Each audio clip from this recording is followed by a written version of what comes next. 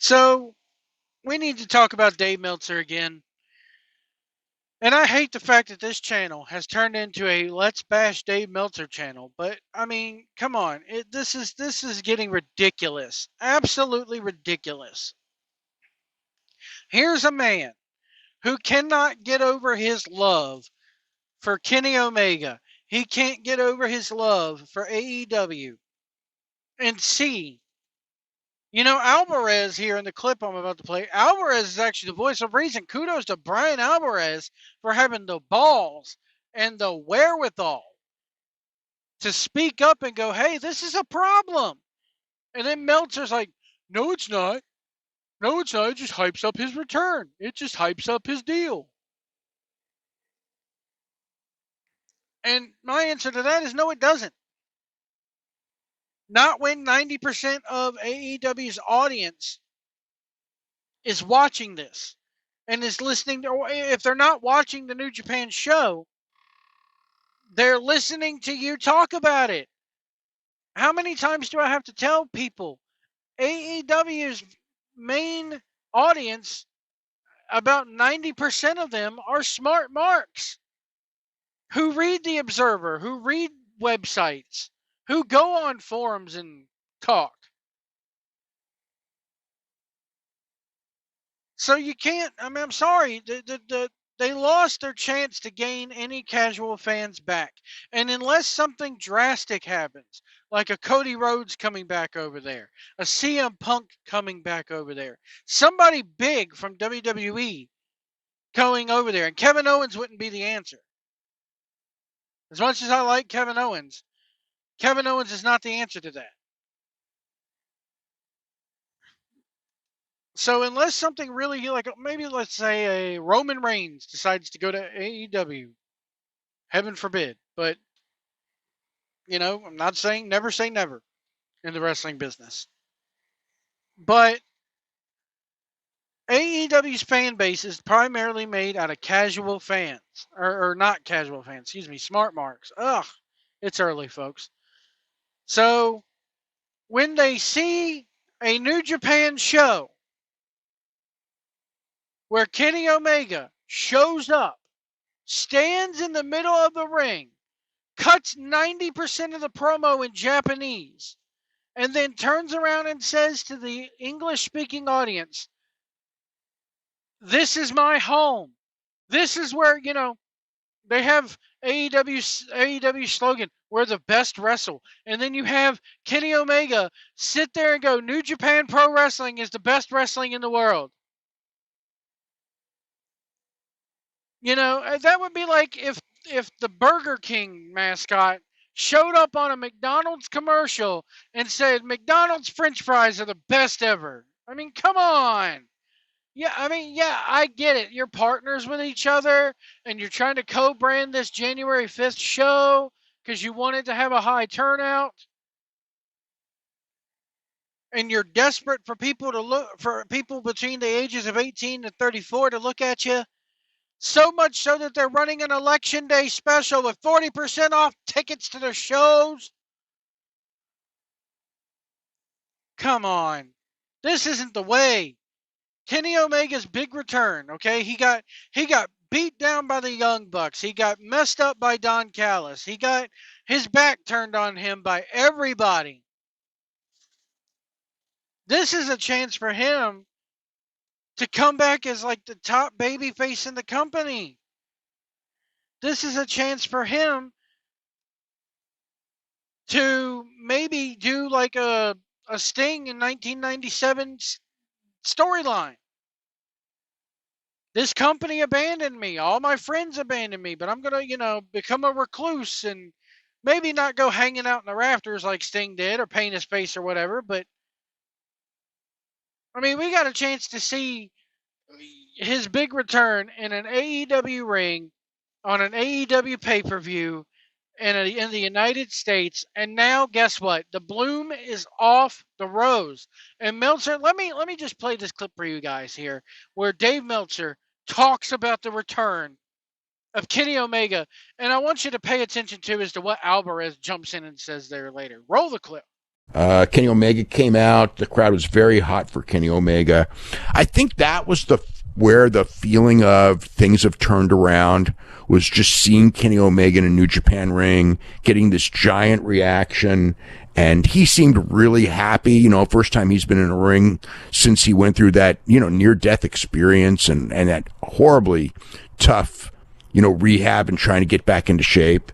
And they were talking like, Kenny Omega's going to come out, and they were talking about Young Bucks against Kenny Omega and Tanahashi. And Omega talked about, I've been talking to Tanahashi. And then he said that he didn't say that he was going to be on the January 5th show, but he strongly hinted he would be. I think that it's like one of those things where they're hoping for it, but he's not fully cleared. But he said that he wanted to face one of the younger guys. And then later in the show, they had an angle backstage where he and Gabe Kidd had a fight. They did not show the fight. They just were like in the middle of one of the matches later in the show. They just go, we've heard something backstage. There was a fight in the dressing room between Gabe Kidd and Kenny Omega. And, I don't know how much they did, because obviously Kenny's, I don't know how much Kenny can do. They did enough that I'm sure there's going to be footage of it to a degree. Obviously, there's pictures of it already out, but they never showed it they never went backstage and showed it. They just told us about it. He said that just wanted to wrestle one of the young guys. He said, I can't say when that will be, but how about January 5th? And he did most of the promo in Japanese, and he talked about New Japan being his home, New Japan having the great wrestling, and Japan being his home. And he was over really big, and it was like that moment where you're watching, and it's Kenny Omega was like the reminder of like, yeah, this thing used to be really big. Was all of this cleared with Tony?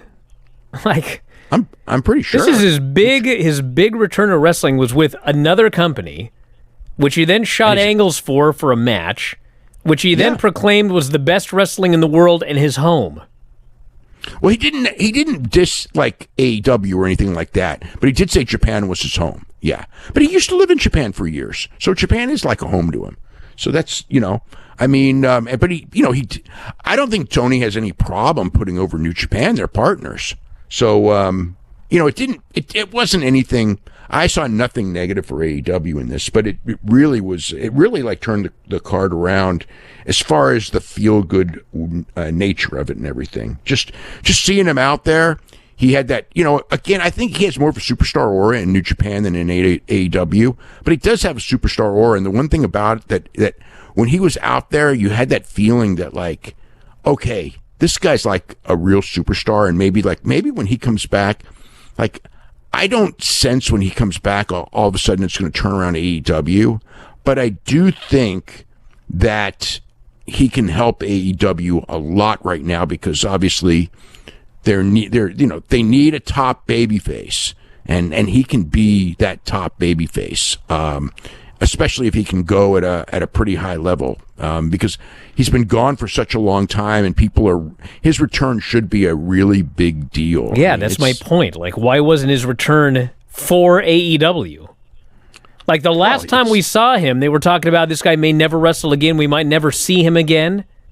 Yeah, and then he returned elsewhere and shot angles elsewhere. Yeah, but I think that just heightens the interest in his return to AEW.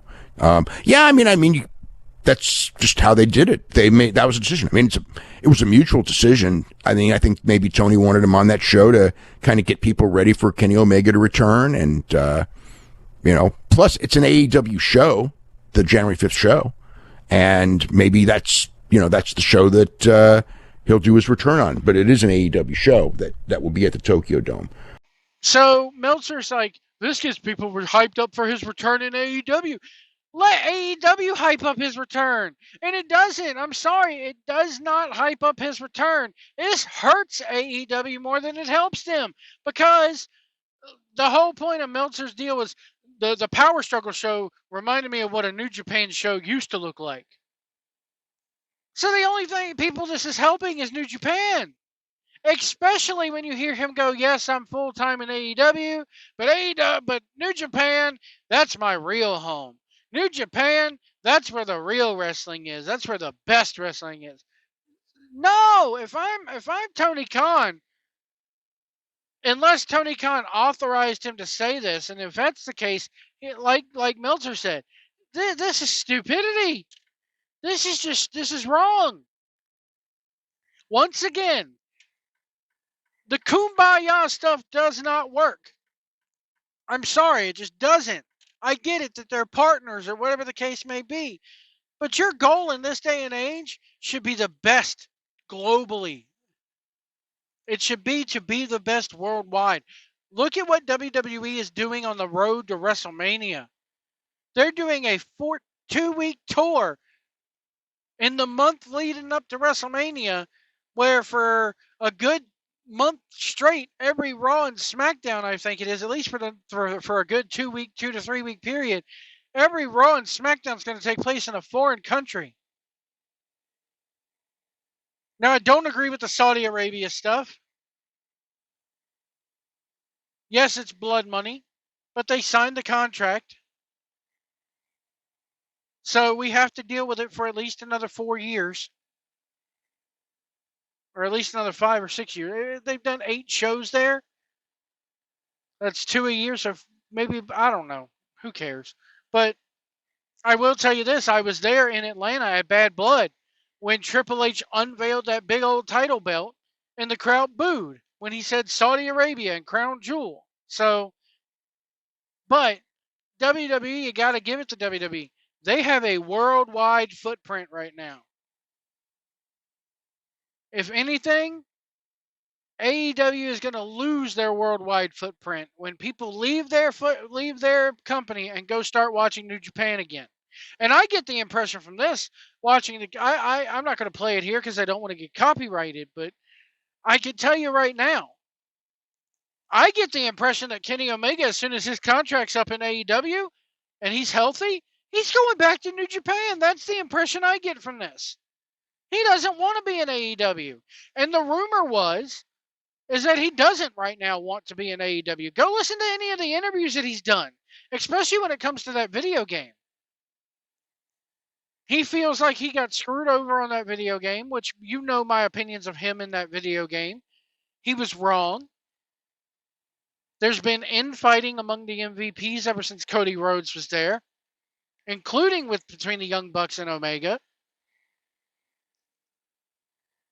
But to have his big return happen in a Japanese ring is just wrong. It's, again, bad booking. You could have looked at him and said, no, I want your return to happen on our TV first. Then you could go over there and make a speech. And it looks like his first match back is going to be in a New Japan ring. You can say it's an AEW show all you want to. It's not. It's taking place at the Tokyo Dome. The New Japan basically gave them their second day show for the Tokyo Dome. Instead of running the Wrestle Kingdom 2 days, it's going to be Wrestle Kingdom 1 day and then the Wrestle Fest, Wrestle Dream, whatever they're calling it, on night 2. But we all know it's a Japanese ring. These are going to be involving heavily Japanese matches. This might as well be a New Japan show.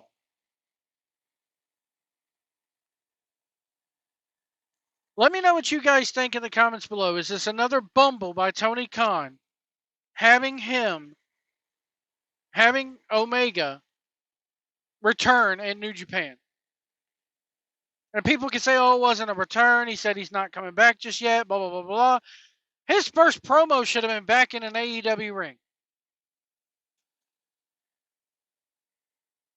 It's bottom line. Anything having to do with Kenny Omega's return, where he appears first, where he talks first, what he wrestles first, that should be in an AEW ring. Not in the U.S., in North America.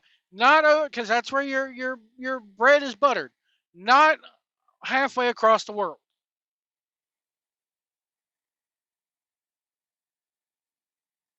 And to hear him say, this is where the best wrestle, this is my home, it completely shits on AEW. It just absolutely takes a dump all over AEW. Let me know what you guys think in the comments below. Is Dave Meltzer wrong about this? Is he right about it? Don't forget to hit that button, the like button, the subscribe button. Send some super thanks if you want to. And we'll see you down the road.